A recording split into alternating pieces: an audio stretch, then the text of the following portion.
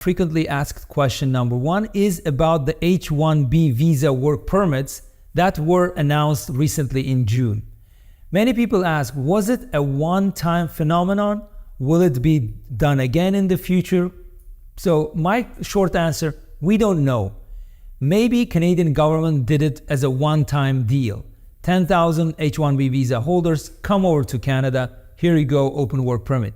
However, this could be a good tradition in order to bring the talent from the United States to Canada, because there are hundreds of thousands of tech talent candidates who are working in big tech in the US and who may come to Canada and may be interested in coming to Canada.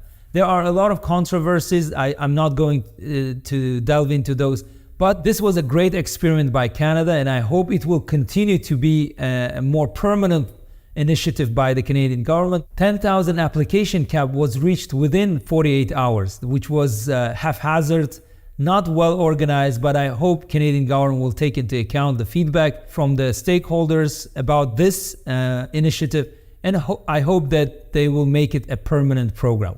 The next question was many people are considering nearshoring tech talent because it's very difficult to serve your North American clients while your tech talent is located in Asia or somewhere else. So many people are considering bringing talent closer to the service market, like United States, let's say, and locating them in Canada or let's say in Mexico for that matter. Many of our clients are asking, do we have to open an office in Canada to place our tech in that country? I would say it depends. If you have a one-off tech talent or a small team moving from one location to Canada, I don't think you have to open a dedicated office for that. You can use employers for record. There are several companies that offer this kind of service.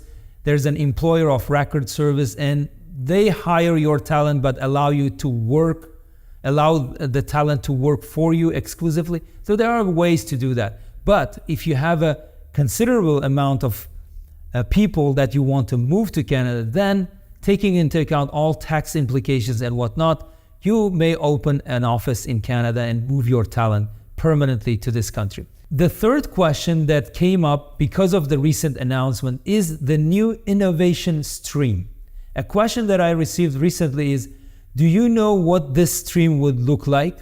I said, not necessarily. I don't know. All I know it will be an LMIA exempt category. So which means those who want to bring talent through innovation stream, or they want to bring themselves through this new innovation stream, they don't need to obtain LMIA, Labor Market Impact Assessment, from ESDC, a governmental body that looks after the LMIAs. So it will be an easier way. In a nutshell, it will be an easier way to come to Canada. And finally, many questions are coming to us about Digital Nomad Visa. People say, is there such a visa in Canada? My answer is no, there's no Digital Nomad Visa. It's just a temporary resident visa, which we call it tourist visa, a visitor visa, which allows you to come to Canada, work from Canada for someone who is not a Canadian employer, right? For someone who is not in Canada.